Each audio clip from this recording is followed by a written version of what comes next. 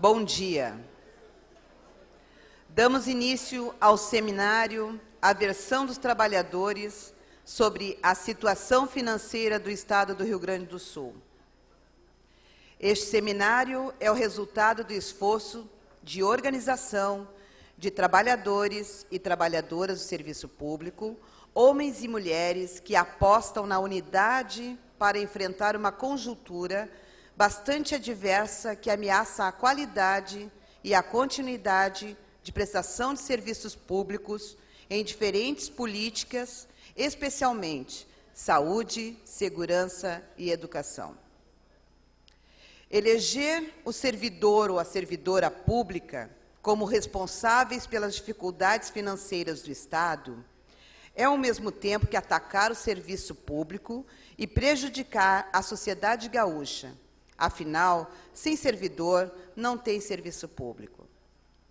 Esperamos que, ao final deste dia, possamos mostrar àqueles e àquelas que vieram até aqui que existe um outro olhar sobre a crise financeira que acompanha o Estado há décadas e que superá-la exige determinação, sim, mas exige também opções que não prejudiquem a sociedade e nem tampouco quem no dia a dia coloca toda a sua energia a serviço da população do Rio Grande do Sul.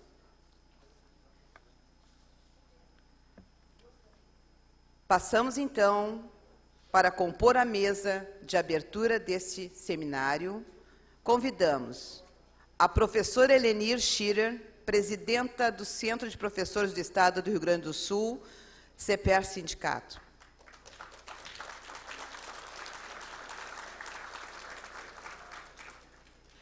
O senhor Sérgio Arnold, presidente da FESERGS.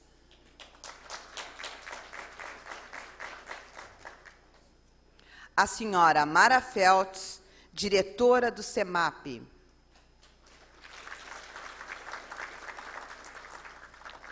O senhor Josué Martins, diretor-presidente da União Gaúcha.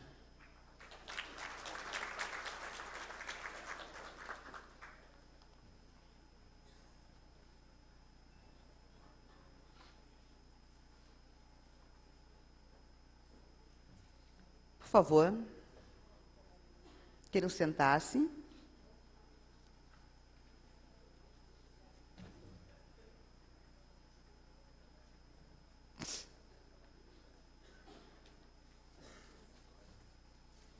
Damos início, então, à solenidade de abertura. Passamos a palavra à professora Helenir Schirer, presidenta do CEPES, para fazer o uso da palavra. Por favor, professora. Alô? Bom dia, colegas, bom dia, trabalhadores e trabalhadoras do Serviço Público do Rio Grande do Sul, convidados. É muito importante, eu acho que esse dia se tornará um dia histórico para nós, que é o primeiro movimento, o primeiro momento em que estamos vivenciando junto a unidade de todos os servidores públicos do Estado do Rio Grande do Sul, para podermos fazer uma grande frente e que possamos barrar qualquer ataque aos nossos direitos que venha do Estado do Rio Grande do Sul. Estamos vivenciando o discurso da crise econômica e discutíamos. Para vermos que crise existe, precisamos, então, nos apossar das informações. E este seminário é este marco, onde teremos informações e podermos vislumbrar por onde caminharemos na nossa luta. Então, um bom seminário a todos e a todas.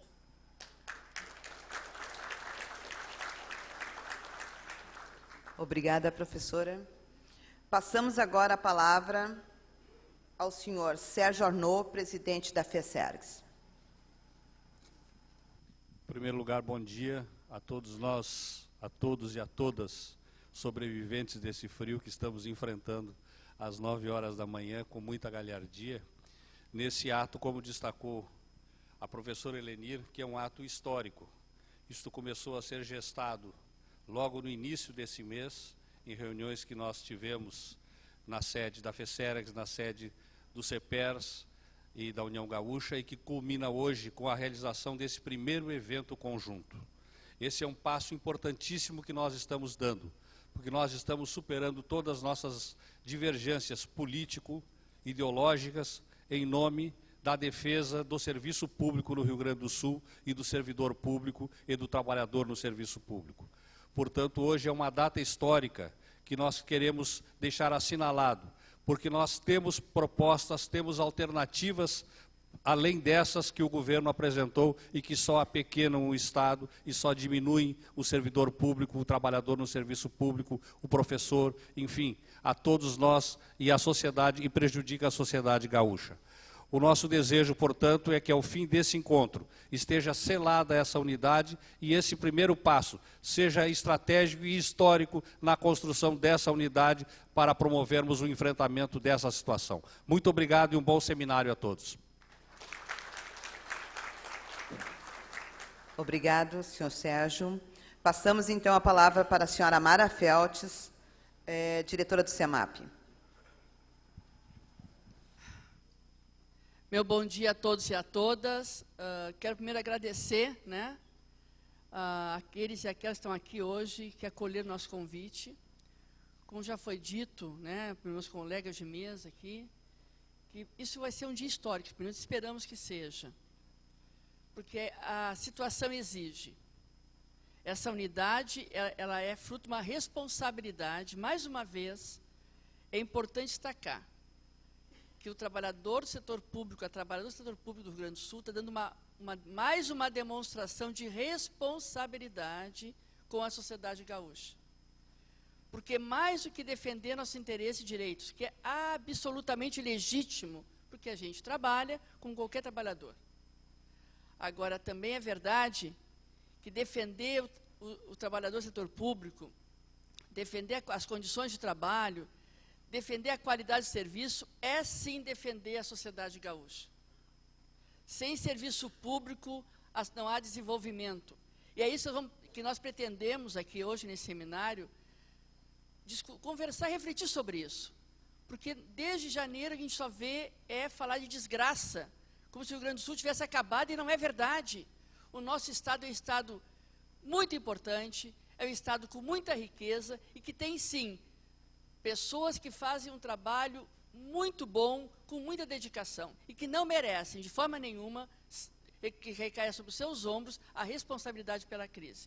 Então, pretendemos, sim, no final desse dia, que nós possamos, a partir das nossas reflexões, do nosso debate, apontar que tem outras alternativas e que a gente consiga, inclusive, que a população gaúcha venha conosco para dizer para o governador, se ele não sabe o que fazer, nós vamos ter capacidade de apontar mais uma vez qual é o caminho certo. Então, estamos de parabéns e tenhamos um bom seminário que a gente consiga, de fato, atingir o nosso objetivo. Obrigada, Mara. Passamos a palavra ao Josué Martins, diretor-presidente da União Gaúcha. Bom dia, colegas. Uma pequena correção, eu não sou diretor-presidente da União Gaúcha, estou representando a União Gaúcha, nosso presidente está impossibilitado de vir aqui, está doente, e me encarregou há 5 minutos de fazer essa fala aqui. Portanto, me botou numa pequena enrascada. Mas eu gostaria de dizer o seguinte, é importante que a gente tenha presente, apesar de ser repetitiva a questão, estamos unidos aqui, todas essas entidades, é algo inédito no Estado, É preciso dizer que a unidade dos servidores aqui decorre do conjunto de opções que se tem feito, tanto nacionalmente quanto no Estado, a respeito do enfrentamento da crise por que passa o país e o Estado.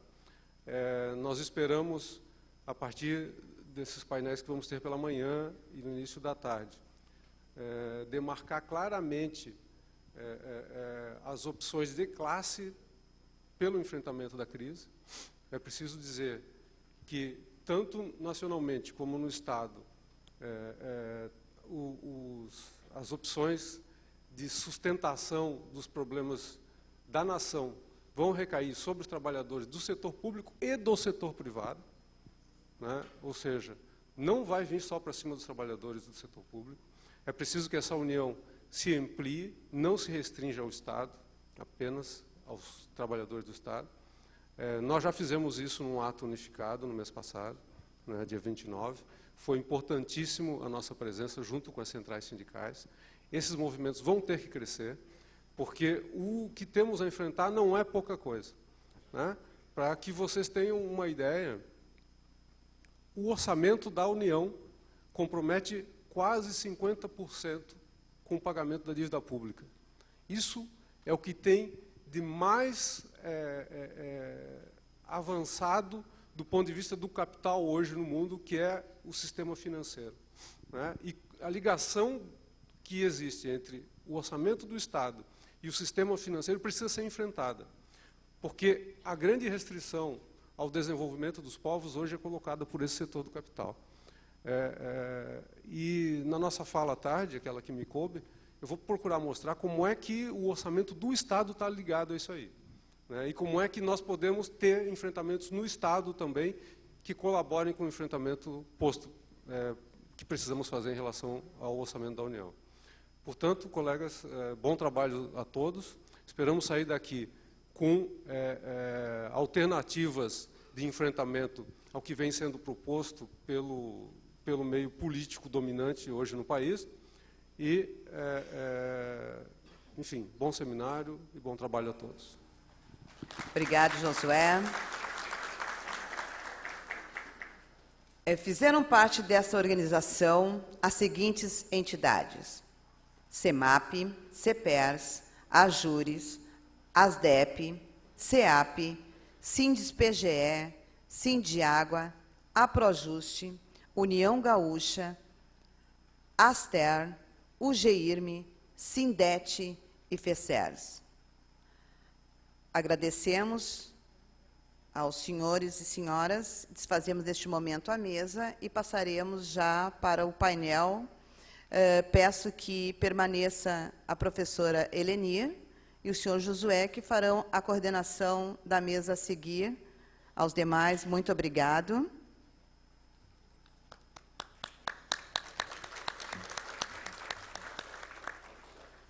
Agradecemos também, neste início, a presença de todos e de todas.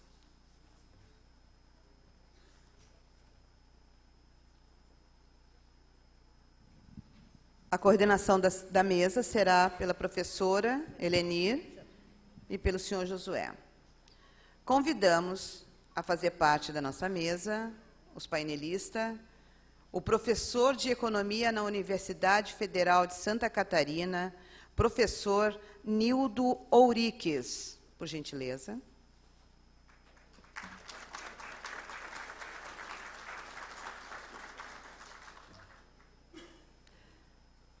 Professor, economista da USP, doutorado da Unicamp e técnico de planejamento e pesquisa do IPEA desde 1996, professor José Celso Cardoso Júnior.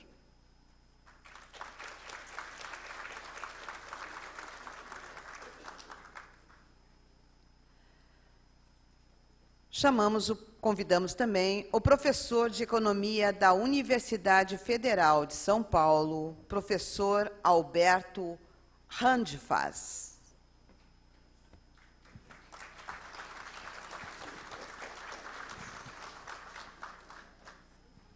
Sob a coordenação da professora, então, passamos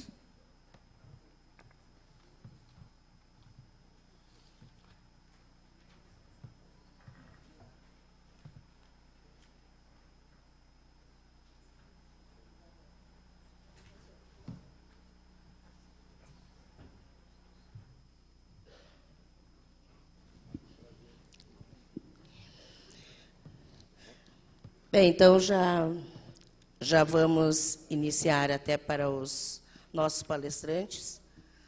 Todos terão 40 minutos para explanar. Quando faltar 10 minutos, a gente dá o primeiro aviso para vocês e depois nos 5 novamente para ir encaminhando a finalização.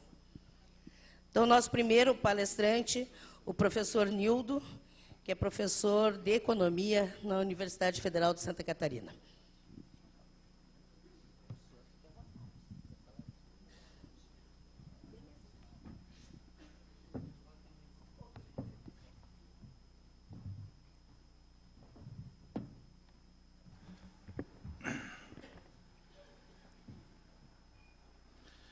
Bem, bom dia, eu queria agradecer, me sinto honrado com o convite para esse evento, que é também, vejo, um movimento muito importante em termos de organizações dos trabalhadores, sindicatos, etc., numa situação particularmente grave da crise da conjuntura brasileira. Para caracterizar esse momento, queria me estender sobre 2 pontos.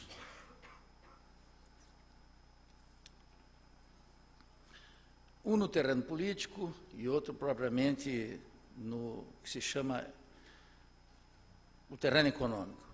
E minha reflexão vai na direção de caracterizar esse momento como de crise, e nós precisamos entender, então, a natureza dessa crise.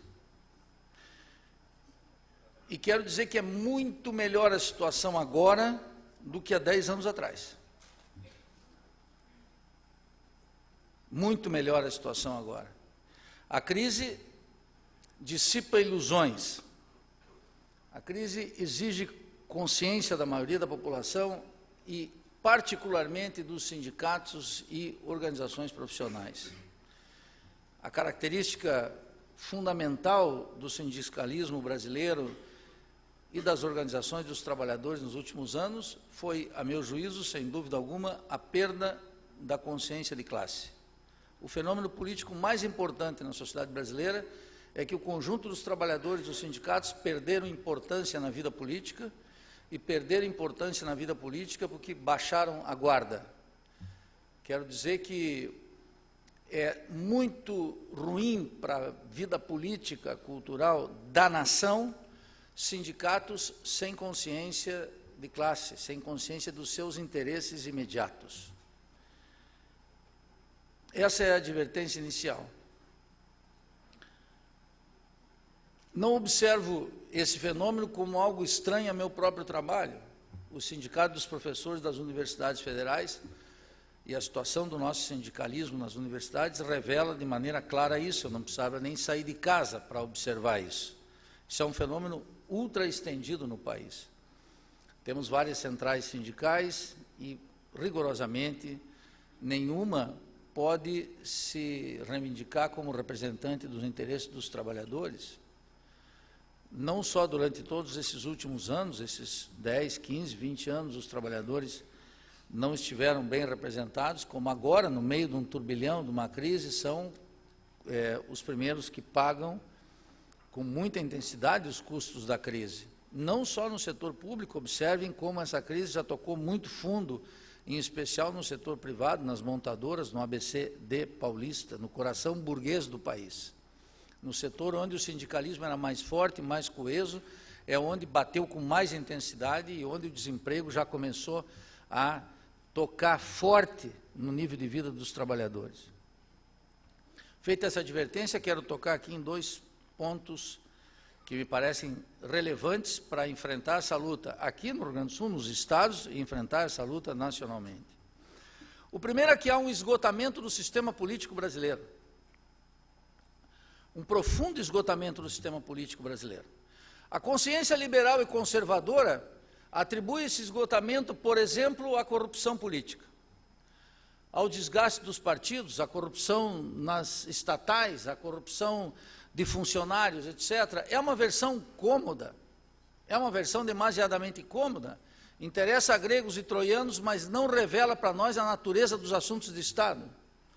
O sistema político brasileiro entrou em colapso, não porque algum partido perdeu credibilidade, mas pelo fato de que todos os partidos não possuem hoje a confiança popular. E quero dizer, tomo isso como um dado ultra positivo e como uma possibilidade para o futuro. Nesse sentido, não alimento nenhum sentimento de viuvez. Temos que olhar para frente. E a primeira coisa é cortar na carne e olhar como as coisas são. O pensamento conservador quer situar isso como se fosse um problema de Caixa 2, de corrupção, de funcionários da Petrobras, etc. E digo o pensamento liberal na sua vertente progressista e na sua vertente conservadora.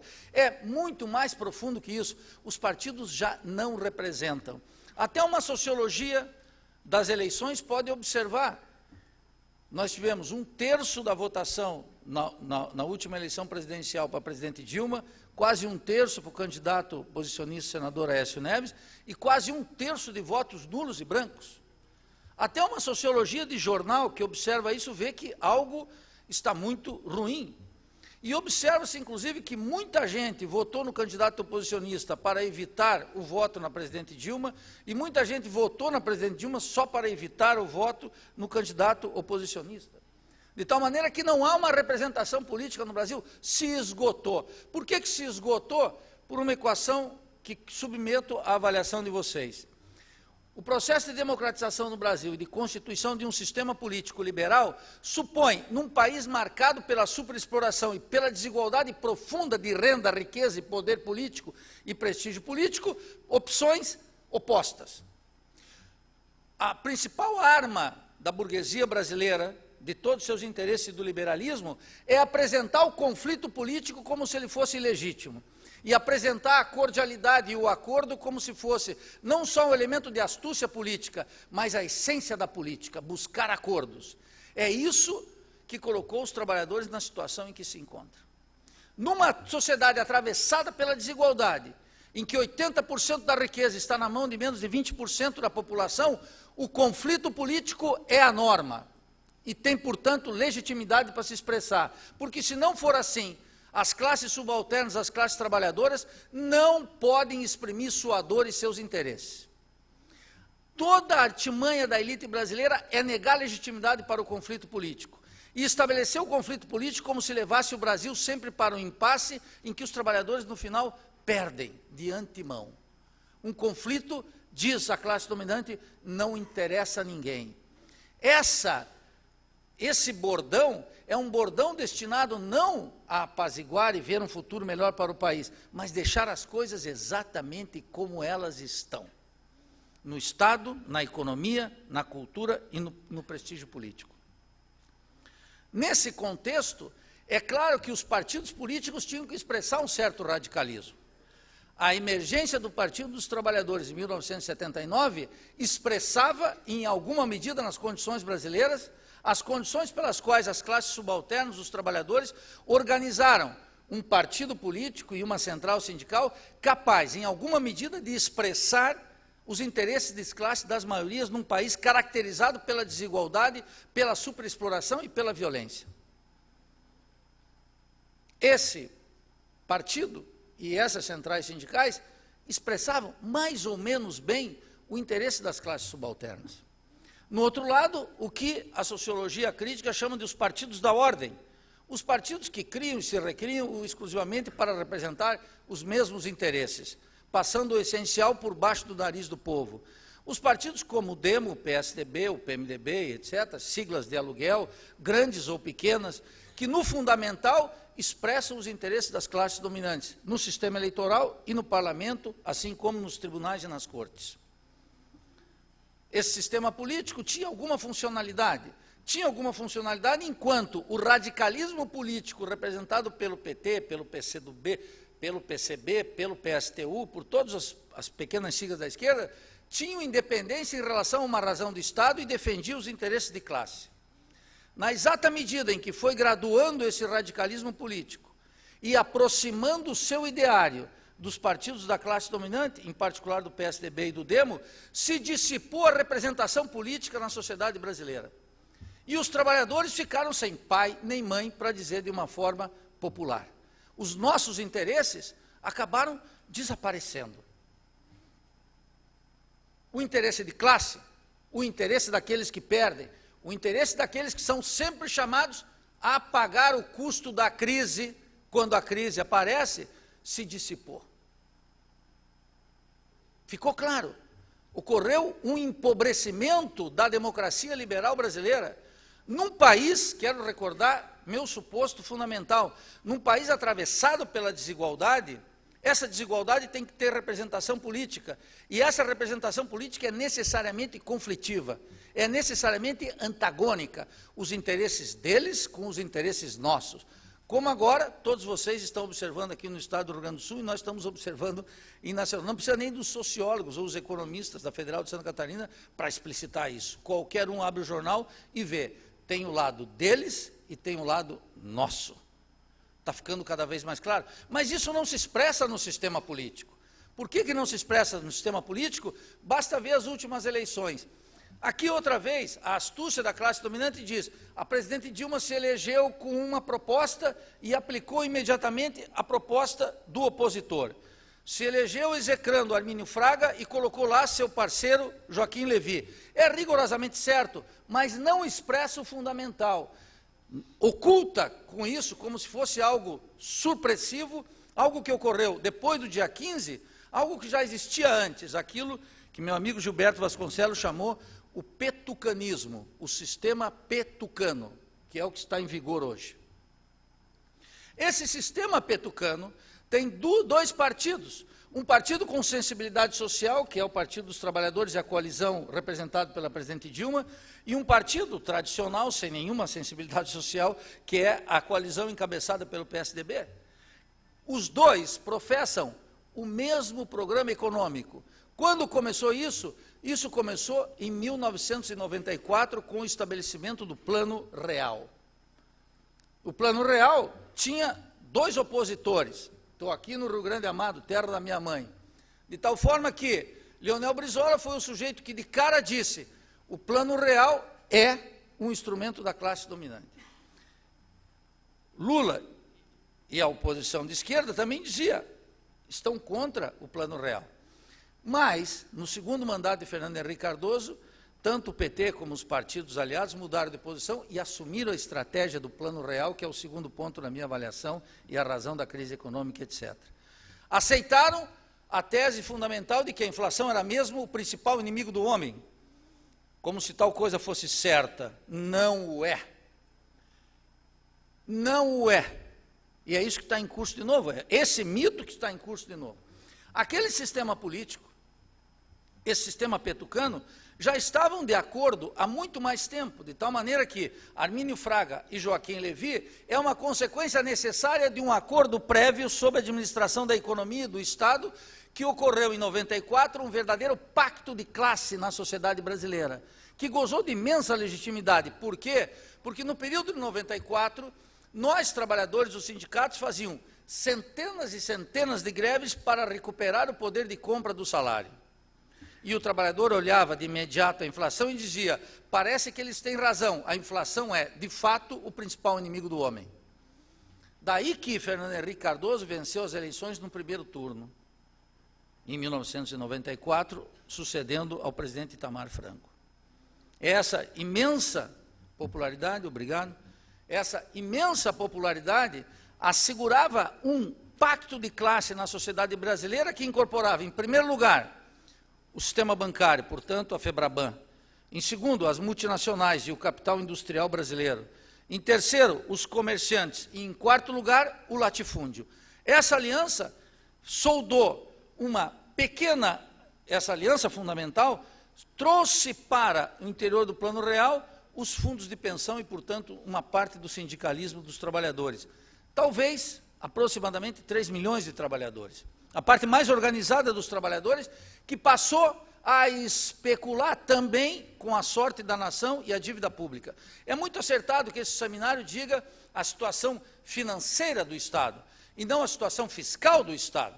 A elite brasileira quer colocar que temos um problema fiscal e uma crise fiscal. Não temos uma crise fiscal, temos uma gigantesca crise financeira.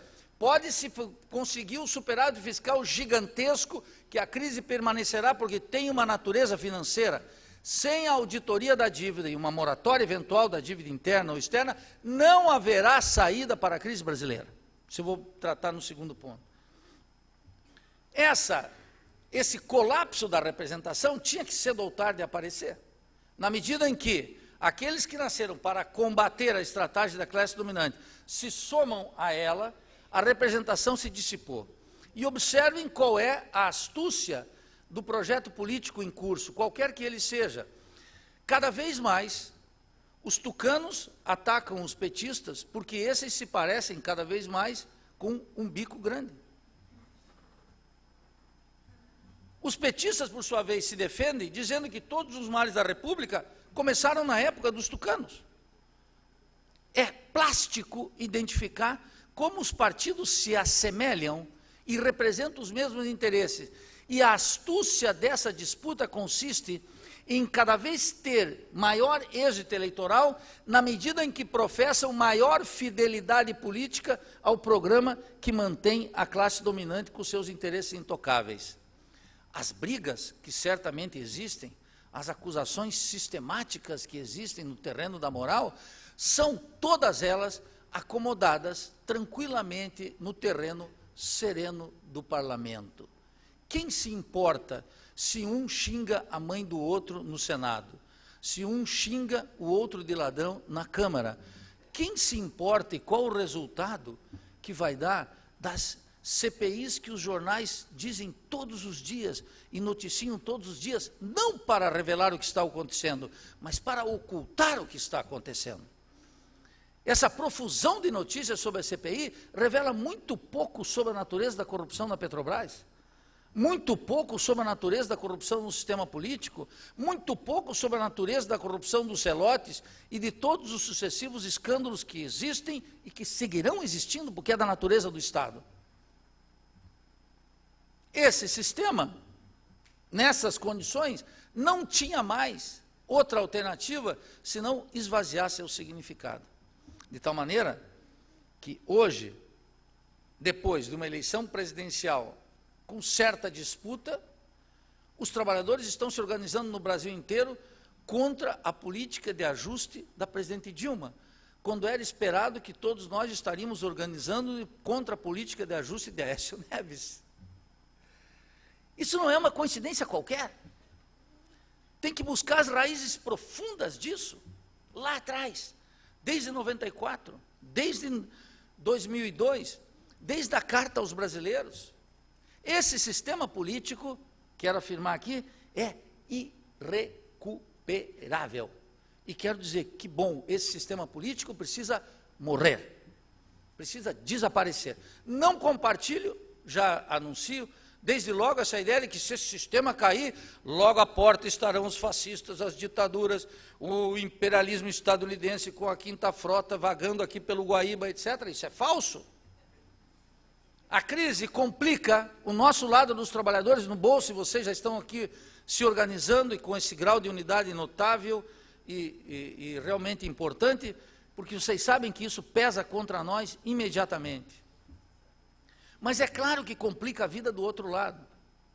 Essa é a questão central. Esse sistema político não nos representa mais. E aqui concluo a primeira parte dessa breve exposição mostrando esse sistema político é tão irrecuperável que quando em junho de 2013 os membros do MPL de São Paulo, uma organização que não tem mais do que 40 militantes, quero repetir, uma pequena organização que não tem mais de 40 militantes, mobilizou milhares em São Paulo e depois milhões no Brasil, estendendo aquele mega conflito, vou chamar aqui, usar uma expressão da sociologia liberal, a classe política brasileira ficou atônita e não sabia o que fazer. Teóricos como Arnaldo Jabor, ou estadistas como a presidente Dilma, ou líderes da oposição, presidente do Senado, do Congresso Nacional, ninguém sabia o que fazer com aquela extraordinária movimentação que pedia o quê? Direitos elementares, aquilo que Marx disse no Manifesto Comunista, o direito à cidade, transporte, educação, saúde, etc. Foi tão fundamental aquilo, para desmascarar o sistema político. Não era só contra a presidente Dilma, não era contra o governador Alckmin ou o prefeito Haddad, era contra o sistema político, ainda que na hora isso não apareceu de forma tão clara. Esse sistema político lançou de imediato a ideia de uma constituinte, recordam? Uma constituinte, imediatamente lançada pela presidente Dilma, depois de uma consulta ao ex-presidente Fernando Henrique Cardoso. Foi um acordo que o jornalista Ricardo Couto denunciou em seu blog, ele que foi o porta-voz do presidente Lula, e disse que Lula ficou muito magoado com a presidente por ela ter que consultar em primeiro lugar o Fernando Henrique Cardoso, mas é a natureza do sistema petucano, as duas partes têm que estar em acordo. Ocorre que isso não se combinou com todo mundo, e o vice-presidente Michel Temer foi lá e disse assim, não é possível, caiu por terra algo fundamental, a ideia é que o Brasil está dirigido por uma um presidencialismo de coalizão. Essa ideia de um presidencialismo de coalizão e que o Brasil é ingovernável sem o Congresso Nacional é uma ideia absolutamente falsa. Rigorosamente falsa.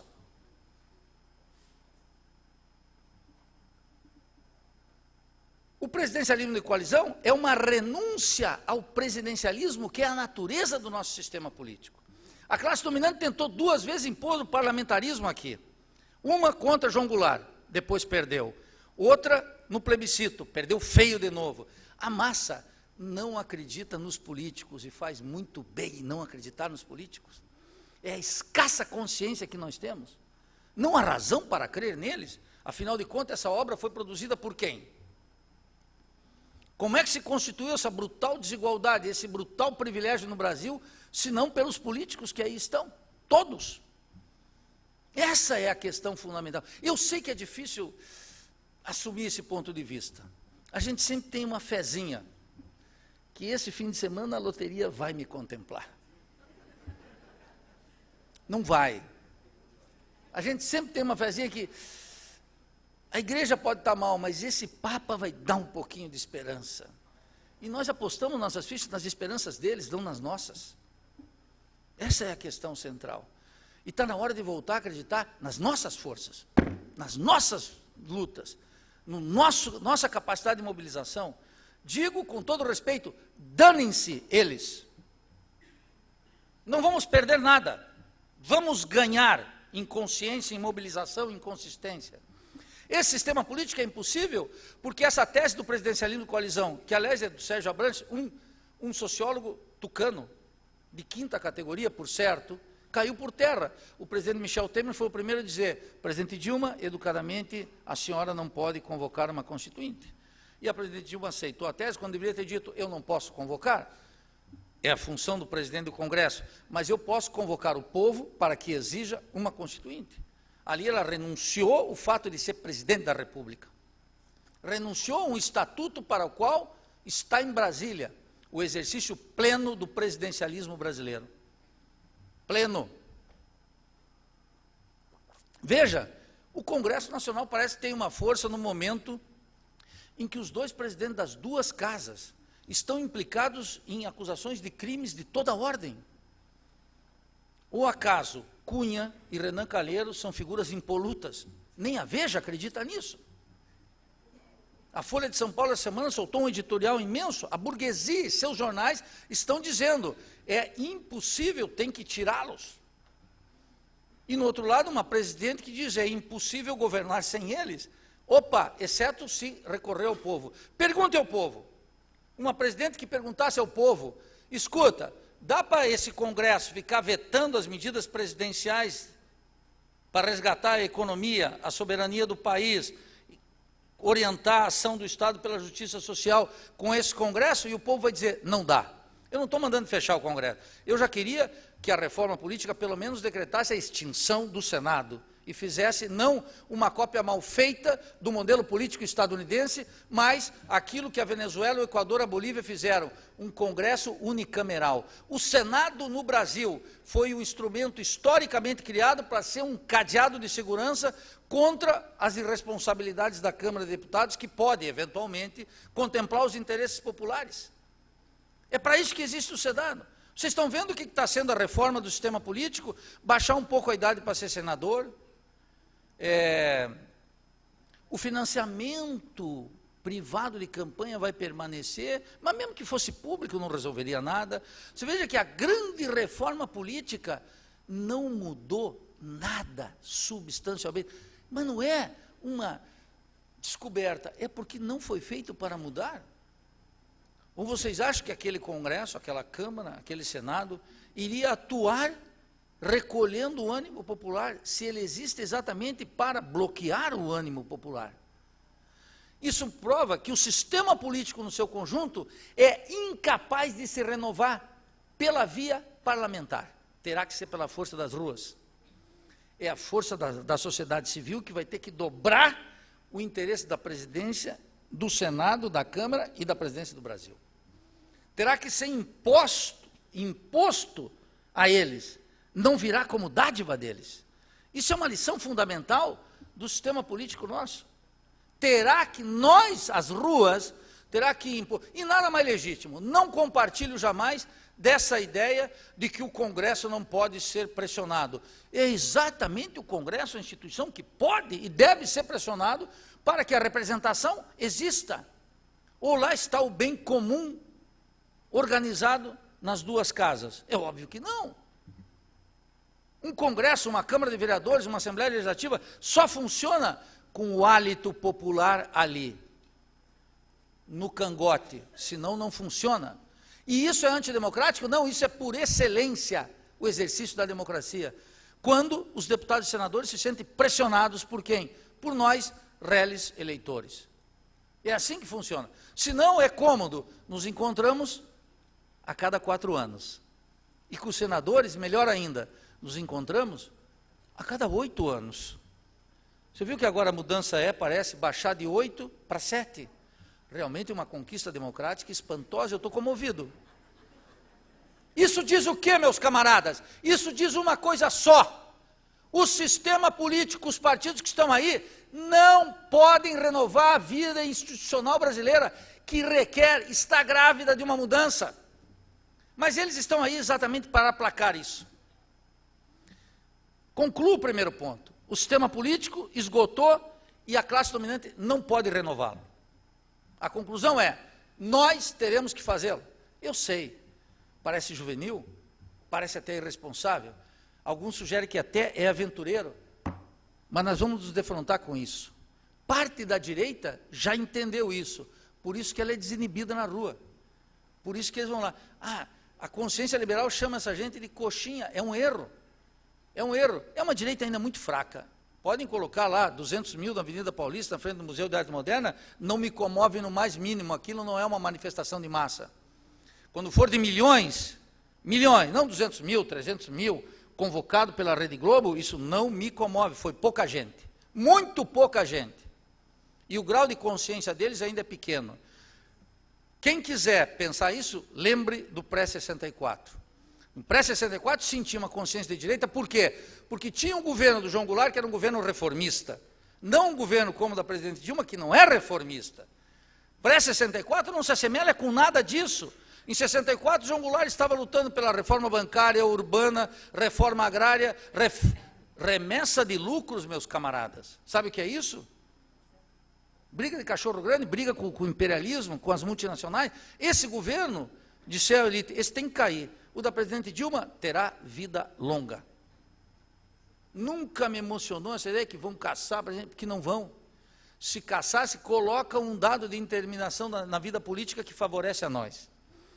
Voltemos, isso, deixa eu fazer uma propaganda aqui. Esse sistema petucano, eu fiz a radiografia nesse livrinho, que está vendido ali fora a preço módico de R$ 1.500 cada exemplar. Chama-se O Colapso do Figurino Francês. E está acabando. Aqui, o que trato de mostrar é como o sistema petucano tem raízes intelectuais comuns, que se plasmam na criação de do terreno universitário, 2 instituições, que é a USP e a Unicamp. Aliás, a USP, estou aqui no Rio Grande do Amado, é uma instituição que nasce precisamente contra o nacionalismo de Getúlio Vargas, criado supostamente pela burguesia esclarecida, veja bem, dos mesquitas. O sistema político esgotou e não pode ser renovado por cima, só pode ser renovado por baixo. A pergunta é, teremos força? Teremos lucidez? Teremos persistência? Segundo, a aliança de 94, do Plano Real, era uma aliança que se dizia estar contra a inflação. Falso. Só em aparência verdadeira. Como é que conseguiram estabilizar a inflação? Porque os professorzinhos da PUC do Rio, encabeçados por Gustavo Franco, eram gênios da economia? Nada disso. Está dedicado à literatura, o rapaz.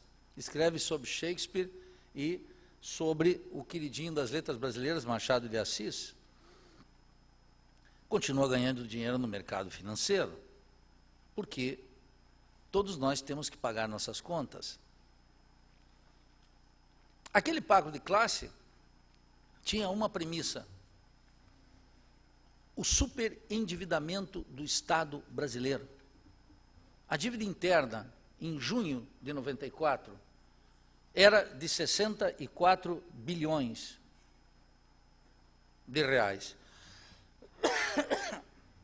Sou contra a censura. Era de 94 bilhões de reais. Serei disciplinado, Josué. Serei disciplinado. Eu já amassei para melhorar a vida dos meus companheiros de mesa. O meu lema é sempre: é a última vez que sou convidado, portanto vou dizer tudo o que penso.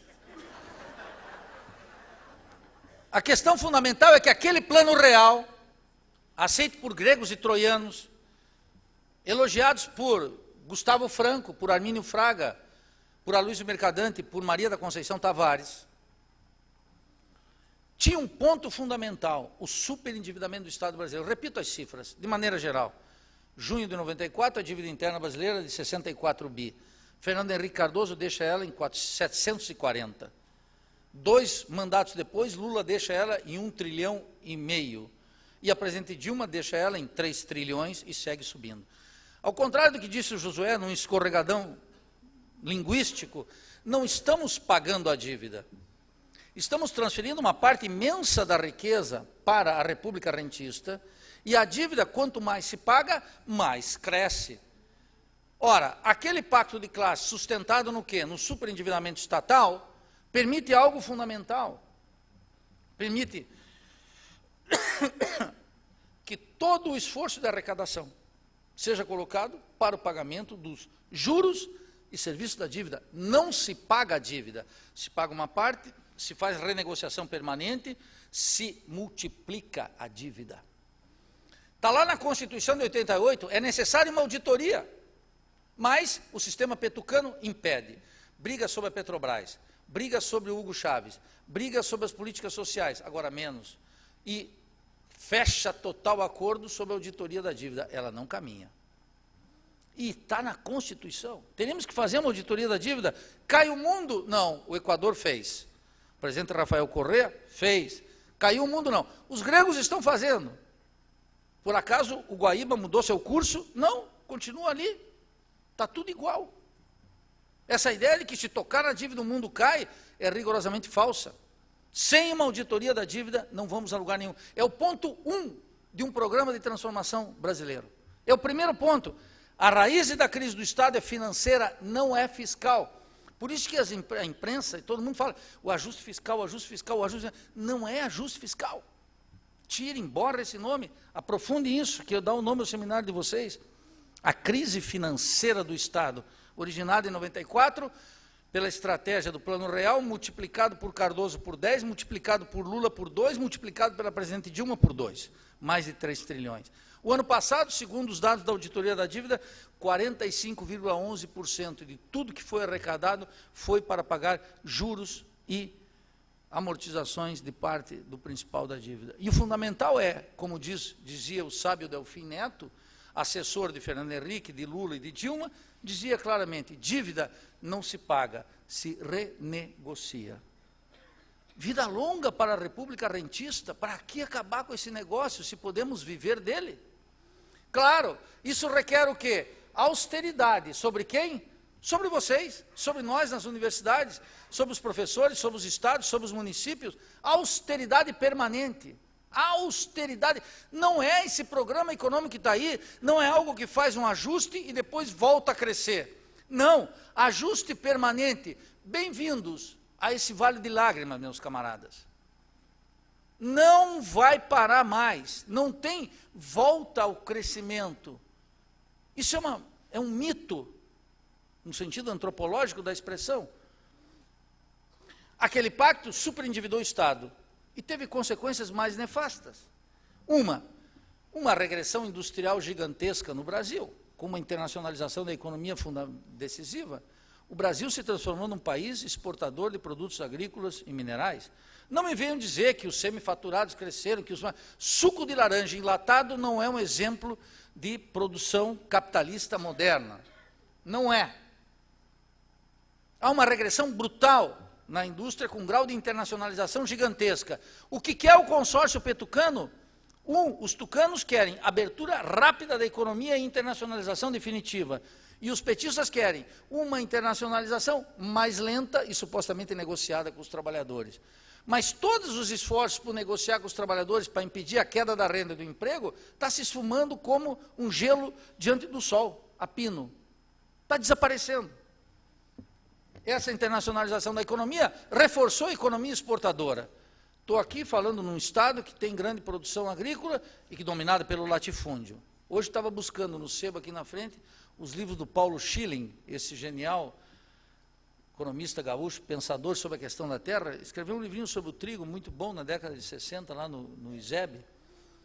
É um proscrito das letras, ninguém sabe da existência. É livro proibido em cursos de economia. O que acontece? Essa economia exportadora gera o quê? O reforço do latifúndio. 70% do preço do alimento que nós comemos, dos alimentos que nós comemos, vem da agricultura familiar. A presidente Dilma, no último congresso do PT, anunciou o Plano Safra. Quase 200 bilhões para a agricultura de exportação e disse, teve um aumento também para a agricultura familiar. Eu não fui ver quanto, mas vou ver essa semana, certamente marginal. Aquilo que toca no controle da inflação, que é a produção de alimentos, é um controle marginal. Aquilo para a agricultura e exportação, crédito fácil e barato para a agricultura e exportação, quase dobrou de 119 bilhões para 189 bilhões de reais. Esse é o dado, está claro. Querem mais? Essa agricultura de exportação requer o reforço do latifúndio. Crimes ecológicos na fronteira, assassinatos de trabalhadores no campo e reforço da agricultura de exportação. Essa agricultura de exportação gera o superávit comercial que a Febraban e a Fiesp, na Avenida Paulista, sorriem. Porque dizem, naquela notinha onde está escrito In God We Trust, a verdinha, o dólar, aquela que vocês não têm, não terão, aquela é fundamental para bancar esse consórcio, a aliança entre as classes, a burguesia industrial, a burguesia comercial, o latifúndio e o sustento da dívida com os fundos de pensão. Reforço do latifúndio, internacionalização da economia e um grande ganho comercial. Os caras reclamam, o câmbio está supervalorizado. O câmbio está supervalorizado? Que bom para a burguesia industrial, ela sai daqui, compra um barco, passa para o Panamá, vai na China, compra bilhões de dólares em máquinas e equipamentos, mata o setor 1 da economia de produção de máquinas e equipamentos em nosso país, ganha em produtividade de trabalho, baixa os salários, cresce o PIB no quê? Na agricultura e nos serviços. Nós sabemos desde Adam Smith, eu vou colocar o Marx aqui. Nildo, você tem 5 minutos. Fui falar no Marx para ser censurado.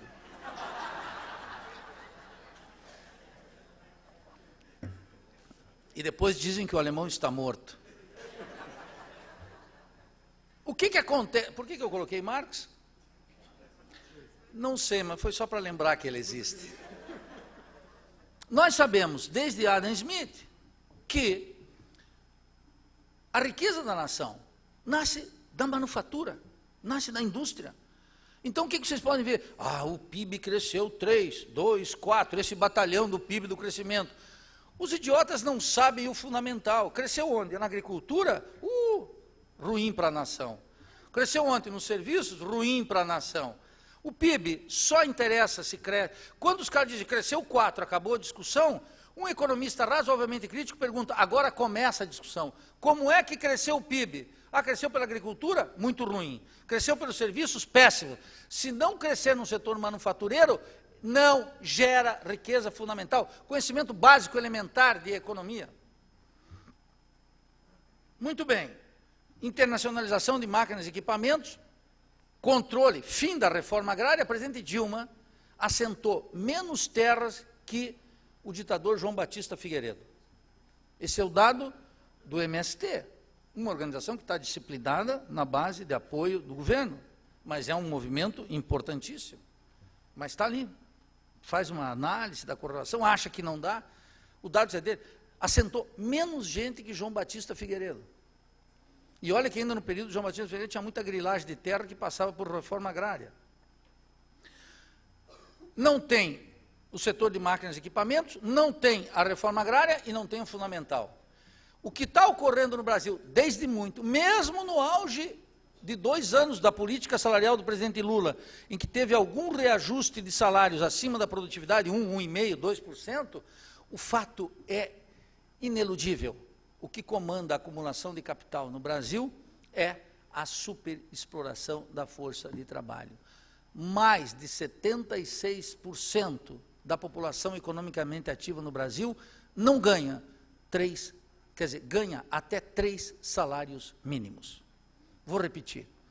Quase 80% da população economicamente ativa no Brasil ganha até 3 salários mínimos. A soma desses 3 salários mínimos, se todo mundo ganhasse 3, eu estou falando ganham até, tem uma parte grande que ganha meio salário mínimo, outra que ganha 1, outra que ganha 2. Somados os 3 salários mínimos, não alcança o salário mínimo necessário calculado pelo Diese, que é de R$ 3.182 há 2 meses atrás. Esses são os salários. Esses são os salários que a burguesia brasileira e a imprensa, os deputados, e muitas vezes o custo do trabalho no Brasil é muito caro. Compare com o custo medido em dólar na Alemanha. Compare com o custo medido em dólar nos Estados Unidos. O que comanda aqui é a superexploração da força de trabalho, que não pode ser compensado com a caridade cristã, Bolsa Família. Eu digo, é uma impostura. Eu digo, é uma irresponsabilidade. Eu sei que aquele que acorda de manhã precisa comer e, portanto, programas emergenciais são necessários. Mas é a migalha. Sabe quanto é que consome toda a Bolsa Família? 0,47% do PIB, nem meio. Veja, quero concluir com isso. Que cômodo para a classe dominante brasileira. O que caracterizava e o que caracteriza o desenvolvimento capitalista no Brasil, dependente, é a desigualdade brutal de renda. 80% da riqueza em menos de 20% das pessoas. Pensem nisso. E aí, o que diz o governo mais social da história do Brasil? Vamos destinar 0,47% do PIB no Bolsa Família. A elite sorriu. Vocês não veem crítica da CNA, vocês não veem crítica da CNI, vocês não veem crítica da FEBRABAN sobre os programas sociais do governo. Essa crítica aparece de maneira caricatural. Os ultradireitistas da Veja, da Globo, etc., que fazem crítica a esses vagabundos que agora vão ter uma Bolsa Família. Lá nos Estados Unidos, 54 milhões de trabalhadores vivem com ajuda federal. Isso é um programa que existe no mundo inteiro. Se não fosse assim, o sistema explodia. Imagine, 54 milhões de estadunidenses sem nada. Estou terminando, Josué. Esse é o ponto. Por que a elite fundamentou isso? E por que o PSDB aceitou a Bolsa Família e ainda disse na última eleição, vamos dar o 13º da Bolsa Família? Vai agravar a situação das finanças. Por quê? Porque é barato. Caridade cristã, barata, elementar, muito diferente de direitos. Muito diferente de direitos perenes. Qual foi a instituição criada nesse período, nesses últimos 20 anos? Nenhuma. Essa política social se desmonta como está se desaparecendo agora e vai desaparecer mais ainda. A caridade cristã não é o que buscamos. Não é o que buscamos. Vamos renunciar a essa migalha. Nós queremos discutir a riqueza do país, que está indo para o consórcio da República Rentista. É essa que tem que ser exterminada impiedosamente. Cedo do que tarde. E é uma escolha. Ou nós, ou eles. Nós ainda não temos a força suficiente para virar isso. Mas se não começarmos agora, não vamos ter nunca. E é melhor começar cedo do que tarde. Muito obrigado.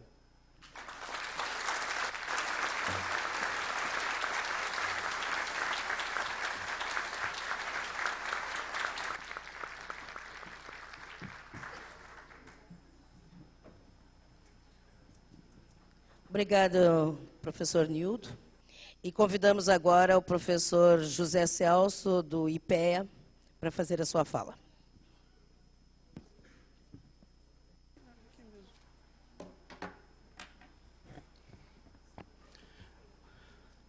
Muito bem, muito bom dia a todos e todas, bem-vindos, bem-vindas. Queria agradecer a organização do evento pelo convite e pela excelente iniciativa, mais do que oportuna, não é?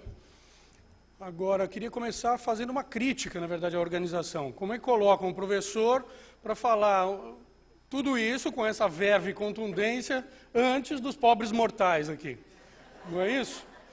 O professor, em meia hora, fez um resumo dos cursos de Economia, Relações Exteriores, Ciência Política, Sociologia e Antropologia, aplicado ao caso brasileiro. Mas, enfim, vamos lá. Vou tentar agregar algumas coisas, se é que sobrou alguma coisa para dizer, da perspectiva de quem trabalha, mora em Brasília e sofre com todos esses percalços que foram aqui brilhantemente narrados por nosso colega. Bom, eu ia até usar um PowerPoint, mas aí depois... Não precisa. Já desisti do PowerPoint. Por quê? Justamente porque, ao chegar aqui, me dei conta de que não se trata de uma aula, não é? Se trata de um evento político. Se trata de um movimento, de um evento de mobilização, para o qual o PowerPoint só atrapalharia a nossa conversa. Não é isso? Aliás, é um péssimo hábito de quem mora e trabalha em Brasília, porque nós nos convertemos, sem que percebamos, em ventrílogos e PowerPoints. É um horror completo. Às vezes ajuda, quando você precisa mostrar uma tabela ou qualquer coisa. Mas não é o nosso caso aqui.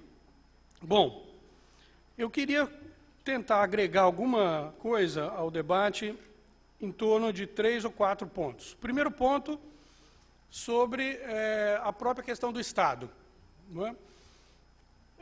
E do Estado brasileiro em particular. Então, vejam, em primeiro lugar, é importante ter claro que o processo histórico que vai colocando o Estado como um ator importante no processo de desenvolvimento, isso em qualquer país do mundo e no Brasil não é diferente, é um processo, obviamente, complexo, dinâmico, truncado, idas e vindas, não há linearidade, não há determinismo. É um jogo aberto, é uma disputa política e social. Não é isso? No entanto, é possível dizer que, na medida em que, sobretudo ao longo do século XX brasileiro, na medida em que o Estado brasileiro foi crescendo, ele foi crescendo como resposta ao próprio crescimento da economia, da sociedade, da política, etc. Não é? Ele não é um ser externo, ele não é um alienígena aos processos sociais, históricos, políticos que conduzem o desenvolvimento da nação. Não é isso? Eu estou querendo dizer com isso o seguinte, que o Estado, como categoria de análise ou como ente, não é? Do qual fazemos parte, ele deveria, hoje em dia, no século XXI, ser visto menos como um ator realmente, não é? Que tem CPF, endereço, e muito mais como um espaço.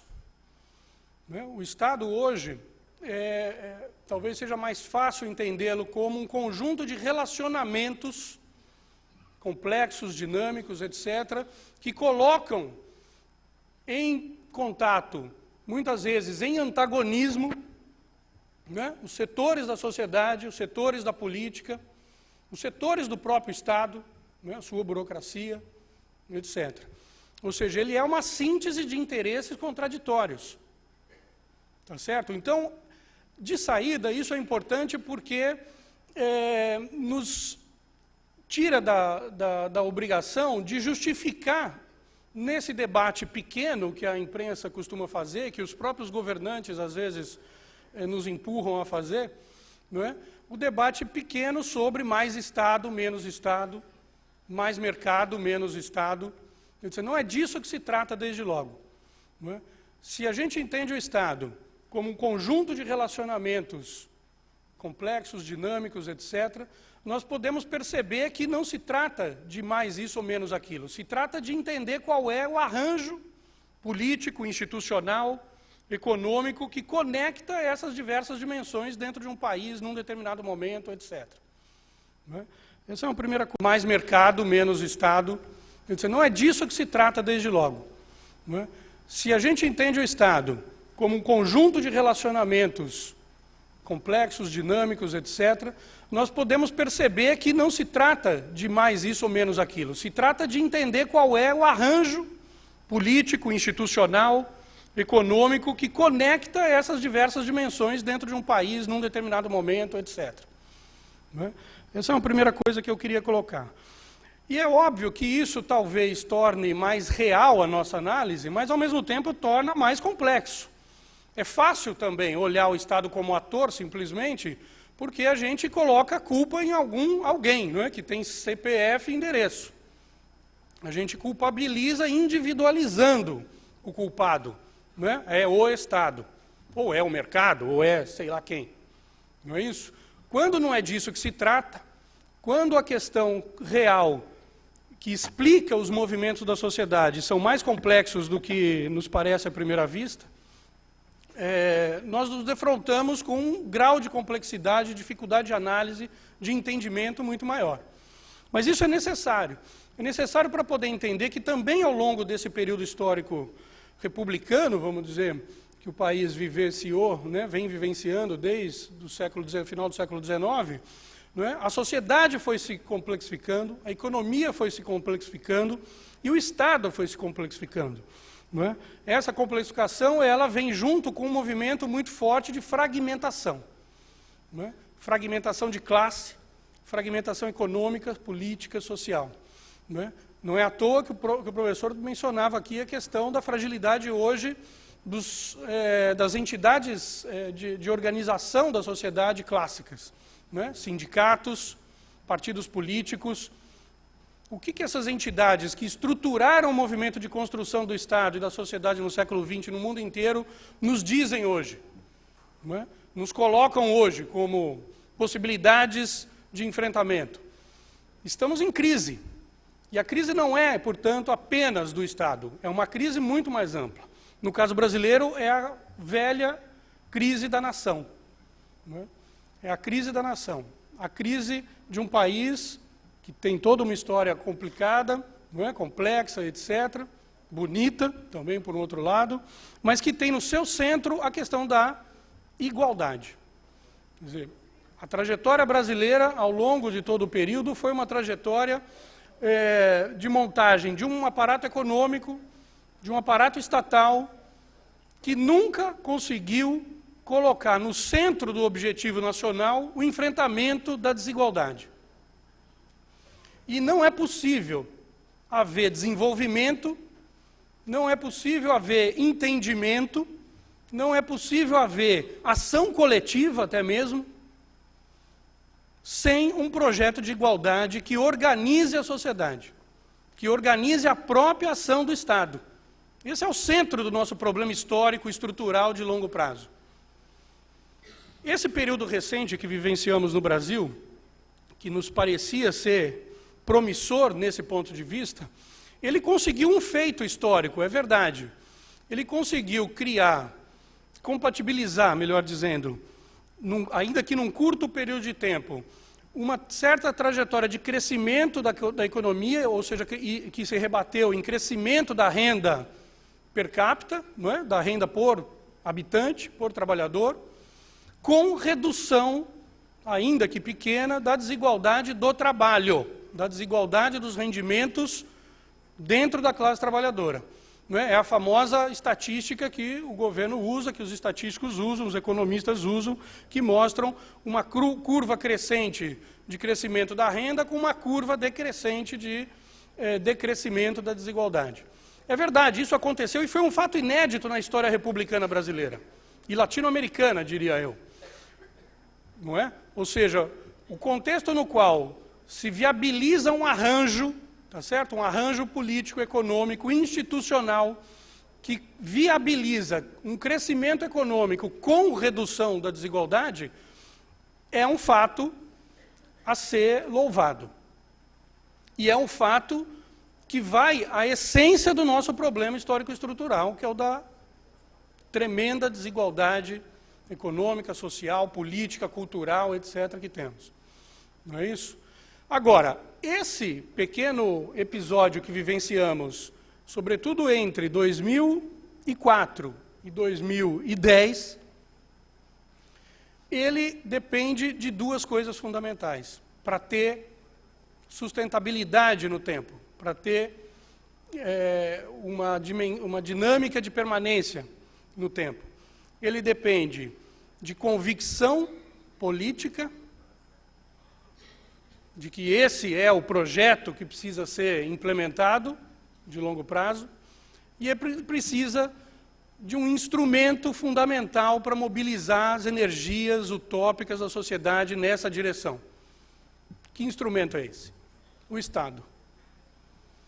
Ou seja, não se faz desenvolvimento na modernidade em país nenhum capitalista que conhecemos sem projeto político claro, consistente, de médio e longo prazo, e sem um Estado que organize as energias, as capacidades, os instrumentos da sociedade e da economia nessa direção.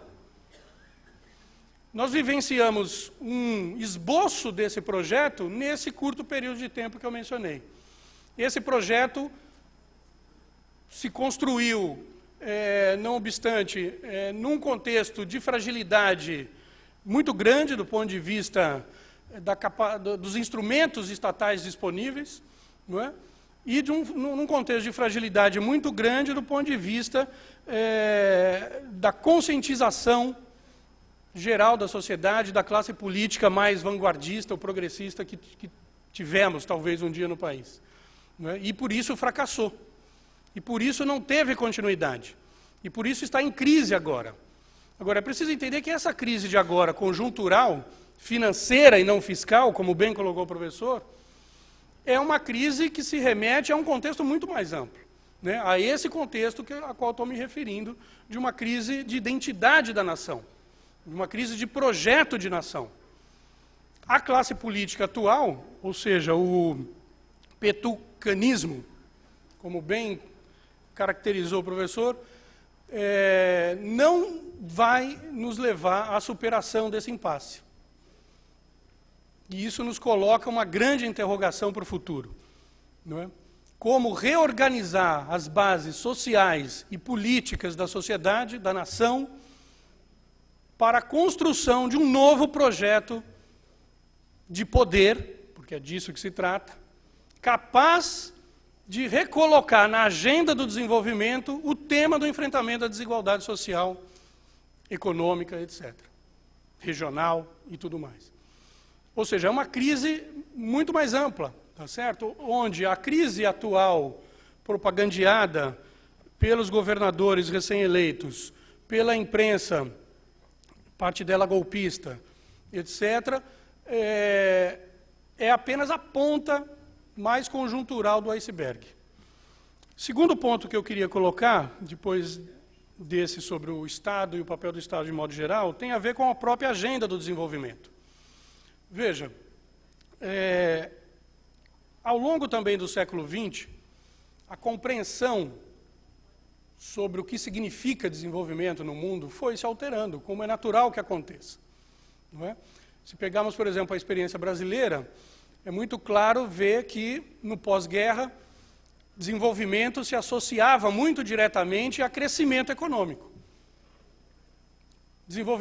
Crescimento econômico, por sua vez, ancorado num projeto de industrialização. Mas desenvolvimento é crescimento com industrialização apenas? Quer dizer, está muito claro, já se tornou muito claro já nos anos 60 e 70, que essa agenda é insuficiente para tornar um país desenvolvido.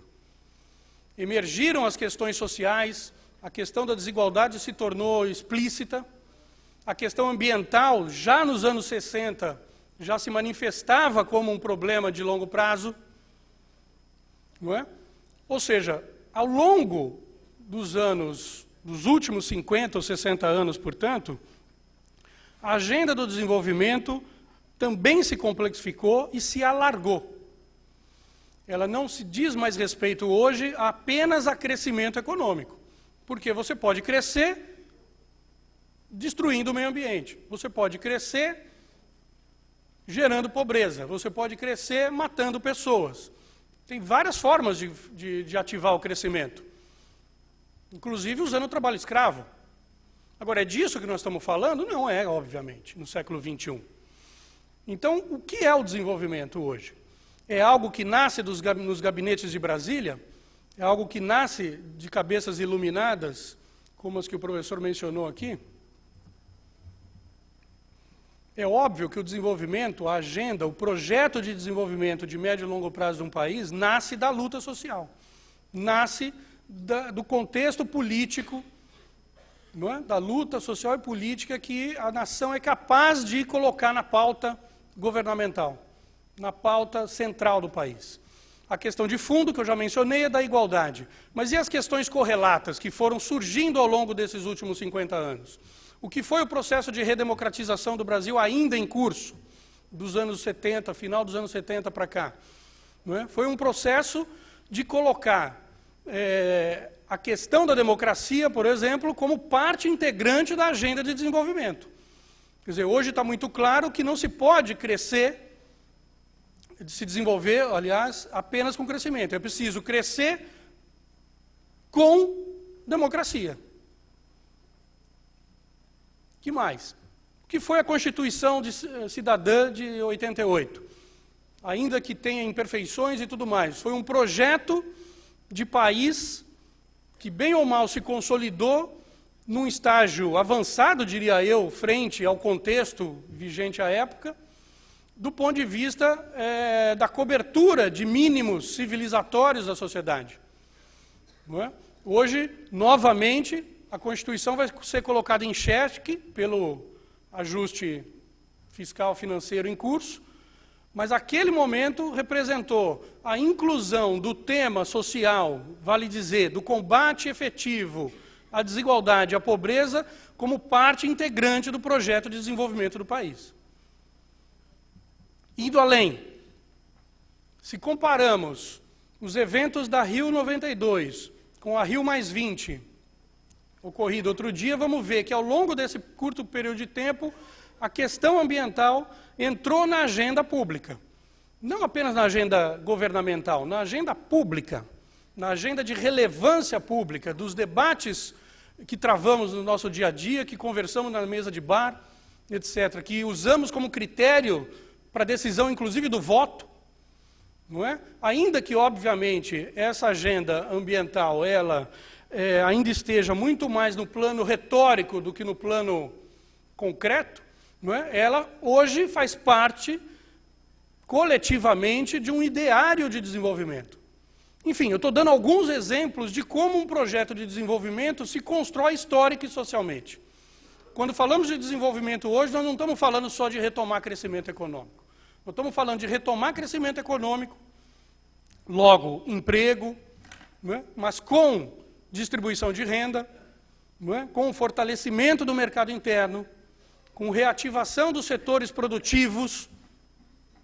Não é? Nós estamos falando de retomar crescimento num contexto de respeito aos direitos sociais, humanos, econômicos, ambientais. Não é? É uma agenda muito mais complexa, é uma agenda civilizatória para o século XXI. É essa agenda civilizatória do século XXI que está se perdendo nesse debate pequeno do ajuste fiscal, que obviamente recai, num primeiro momento, sobre a classe menos favorecida, corte de direitos e de benefícios sociais, e, num segundo momento, sobre a própria máquina do Estado, sobre a própria burocracia pública, que é portadora da missão de levar adiante as políticas públicas que galvanizam essa agenda complexa e civilizatória do desenvolvimento. Então, quando o ajuste recai sobre nós outros servidores públicos, ao mesmo tempo, esse ajuste está implicando num questionamento do projeto civilizatório de desenvolvimento de longo prazo do país. É disso que se trata. Simplesmente isso. O terceiro ponto que eu queria colocar tem a ver, então, com essa agenda de reforma do Estado. Quer dizer, qual é, então, a reforma do Estado necessária para recolocar na pauta política esse projeto de desenvolvimento civilizatório. Veja, já foi dito aqui que o problema é de natureza financeira e não exatamente fiscal, e eu concordo integralmente com essa interpretação. E eu diria mais, esse é um problema que está na gênese da formação do Estado brasileiro, não é? Aliás, não só brasileiro, respeita a um conjunto de determinantes que são de natureza global, ligadas ao modo de produção capitalista, ao modo de valorização da riqueza global no mundo hoje, que não é, obviamente, uma obra dos últimos anos, é uma obra de construção secular, não é? E por isso dificulta o enfrentamento de um único país, de um único estado, de um único município, não é? Porque nós estamos diante de um problema que está colocado numa perspectiva que é supranacional.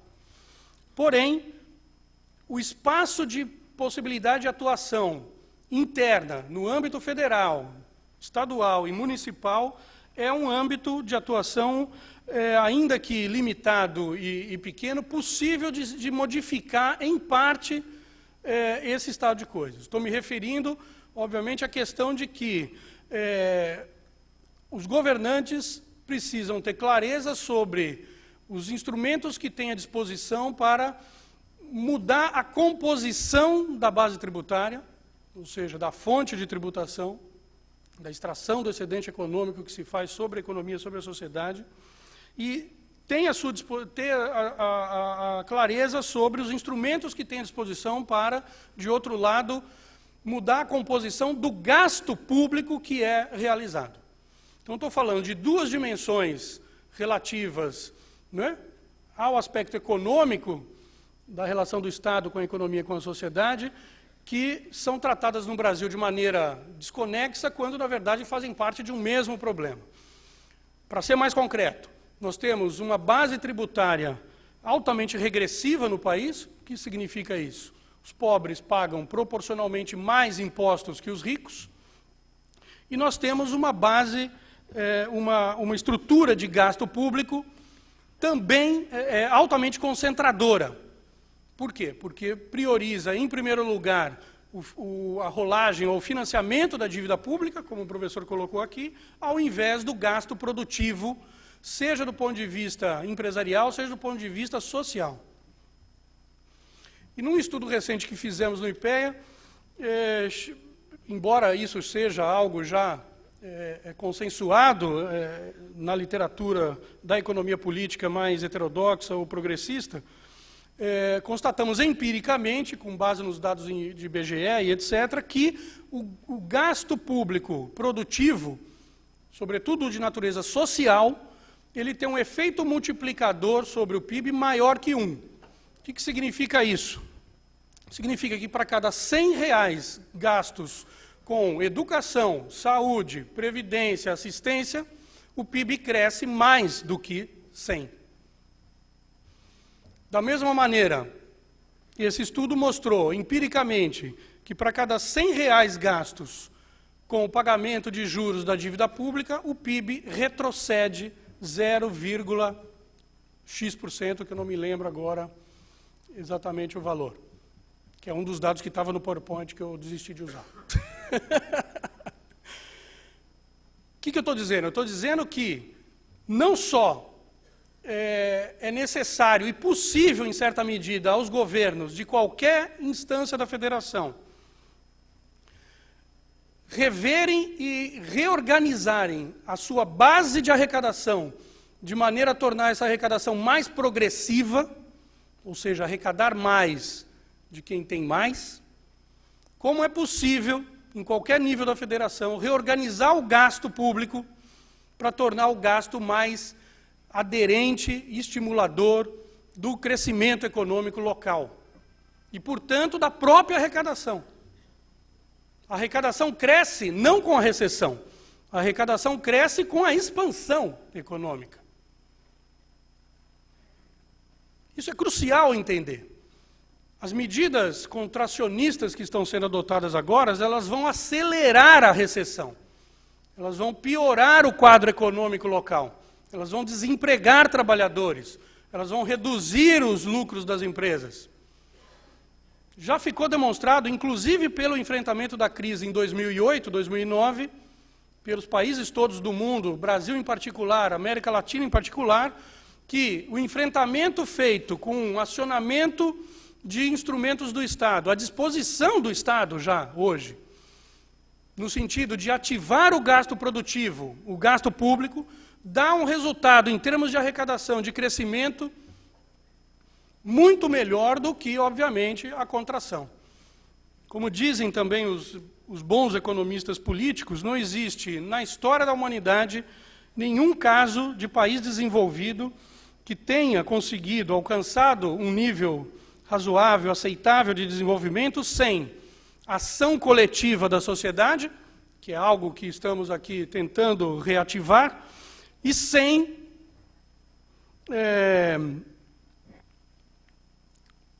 não vou falar déficit, porque a palavra vai soar, já que ela está carregada de significados pejorativos, não é?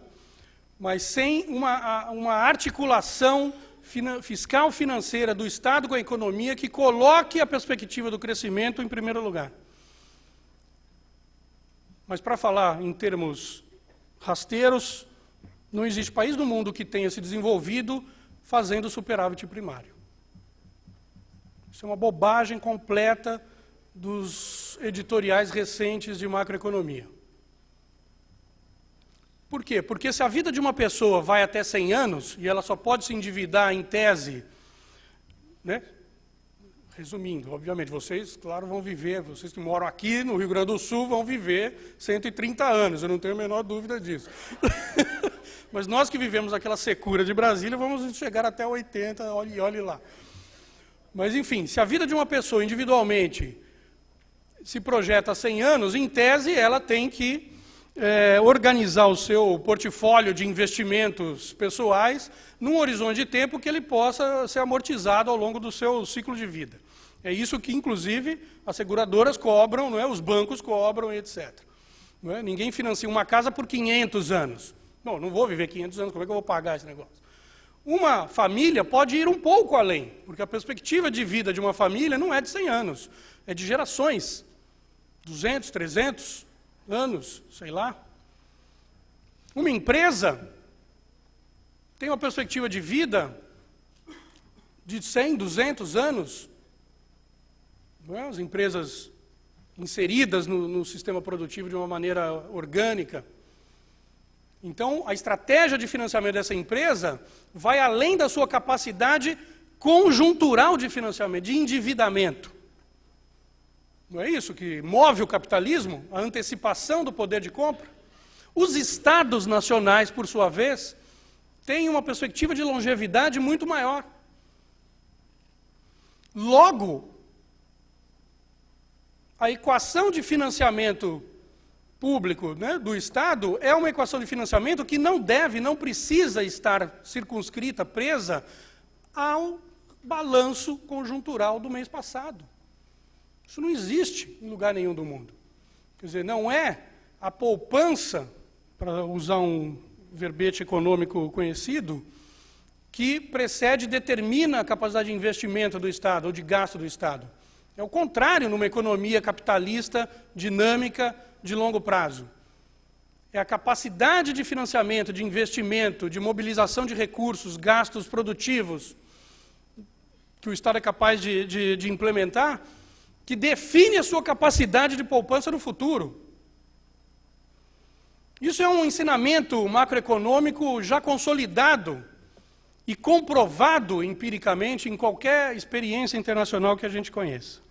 Então, o primeiro ponto de uma reforma do Estado condizente com o desafio do desenvolvimento que aqui estamos nos referindo, é uma reforma tributária de natureza progressiva na arrecadação e redistributiva no gasto. Ponto. Qualquer coisa para fora disso, é melhor não fazer nada. A segunda dimensão de uma reforma de Estado condizente com a agenda de desenvolvimento que estamos aqui pleiteando, reivindicando para o século XXI no Brasil, é uma agenda de desenvolvimento que tem no centro o enfrentamento da desigualdade. E tem como partes componentes o que já se chamou de plataforma DESCA. DESCA sendo a sigla para DHESCA, Direitos Humanos, Econômicos, o que vem depois? Sociais, culturais e ambientais. Infelizmente, até essa expressão caiu em desuso. Não se usa mais essa expressão, que se usou em algum momento no começo da década de 2000. Não é? Por quê? Porque, por direitos humanos, obviamente, estamos nos referindo a uma agenda de igualdade e de não discriminação geral, que exige do Estado uma postura nessa direção. Por direitos econômicos, estamos nos referindo ao direito ao emprego e à renda decorrente da inserção produtiva das pessoas. E não, obviamente, como comentou o professor, a esmola do Bolsa Família. Ainda que necessário seja, mas não é o centro de uma estratégia de enfrentamento da pobreza. Ou seja, o emprego é um direito na modernidade, ou tem que ser reivindicada como um direito. Por vários aspectos, não apenas o aspecto econômico, da obtenção da renda para sustentação própria e familiar, a questão clássica da sociabilidade, a questão clássica da autorrealização, do potencial humano, profissional, o S de social, porque, obviamente, esse é o esquadro de equalização de oportunidades e de resultados a partir de uma política pública orientada nessa direção. Culturais e ambientais, como já mencionamos, para não me alongar. Então, falei rapidamente da questão do Estado, do tema do desenvolvimento, da agenda da reforma do Estado, que teria talvez um terceiro componente importante, que hoje está em voga, não é? A tal da revolução técnico-produtiva, ligada à inovação, sustentabilidade, etc.